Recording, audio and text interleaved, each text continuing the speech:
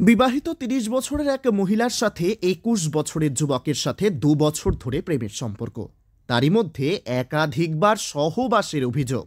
এমনকি মহিলার কাছ থেকে ওই যুবক সোনা বন্ধক দেয় ব্যবসা করার জন্য। এই সব কিছুর পরেও ওই মহিলাকে রেখে আবারও বিয়ে করে ফেলেছে বলে অভিযোগ। বিয়ের খবর পেয়েই অভিযোগকারী মহিলা অভিযুক্ত যুবকের বাড়ি যেতে কি হলো তা নিজের চোখেই দেখুন। জানা গেছে অভিযোগকারী মহিলা ডোমকলের গাড়াবাড়িয়া এলাকার শাবানা বিবি। তার আগে তার ইসলামপুরের মুক্তারপুর এলাকায় প্রথম বিবাহ হয়। তাদের দুটি সন্তানও রয়েছে। প্রথম পক্ষের স্বামী নেশাগ্রস্ত থাকার অভিযোগ তুলে তাদের বিবাহ বিচ্ছেদ হয়।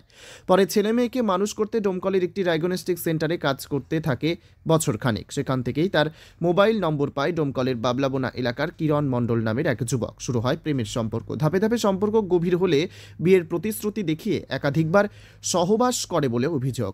শুধু তাই নয়, ওই মহিলার কাছ থেকে নগদ টাকা সহ সোনা নিয়ে বন্ধক দেয় ব্যবসা করার উদ্দেশ্যে। হঠাৎ ৩ দিন আগে ওই অভিযুক্ত যুবক কিরণ মণ্ডল অন্যত্র বিবাহ করে নেয়। এই খবর শুনতে পেয়েই তার বাড়ির সামনে যায়।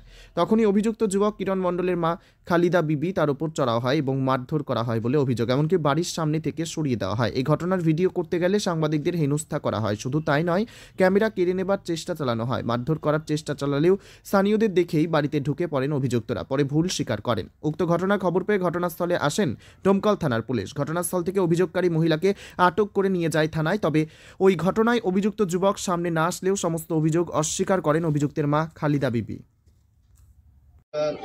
ও বলছে যে আপনার ছেলের সাথে সম্পর্ক 2 বছর ধরে, আপনি কি বলবেন?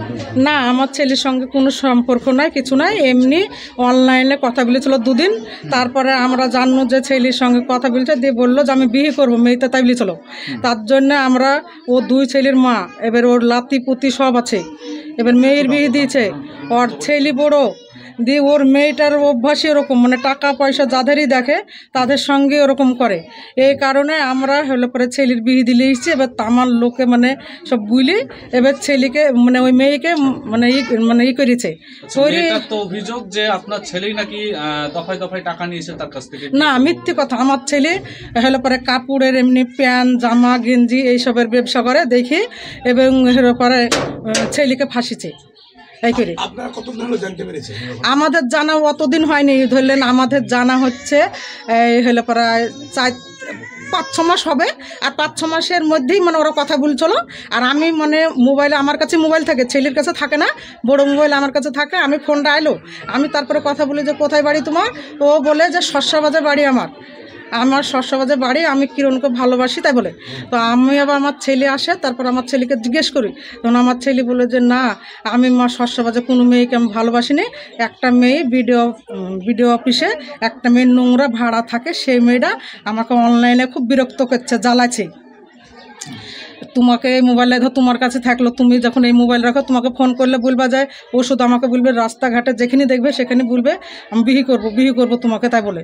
তো ও 2টি ছেলের মা, আমি এবং যাই দেখছি 2টো ছেলের মা, ওর জামাই টামাই লাতি পুতি সব আছে, ভাড়া থাকে বাবুর বাড়িতে। ব্যাপারটা হচ্ছে ও আপনার ছেলের সঙ্গে একসঙ্গে দুজনেরই ছবি পর্যন্ত ও ছবিটা আপনার ধরিলেন হোয়াটসঅ্যাপ থেকে, আমার মোবাইল থেকে অন্য কেউ লিখেছিল। আমার যখন ব্যাটার বউ আসে তখনও একবার বন্ধু এসে ছবি তুলতে গেছিলো, আমরা সেই ছবিটা ডিলিট করে দিই। মানে আমার যখন নতুন বলি আনো তখনও এক বন্ধু করে দিই, মানে আমার মোবাইল থেকে কেউ না কেউ নিজেই দিয়ে দিয়েছে ছবিটা, দিয়ে অ্যাডজাস্ট করেছে ওর সঙ্গে। ওই ছবিতে যা দেখা যাচ্ছে দৃশ্য, তাতে তো সম্পর্ক ছিল।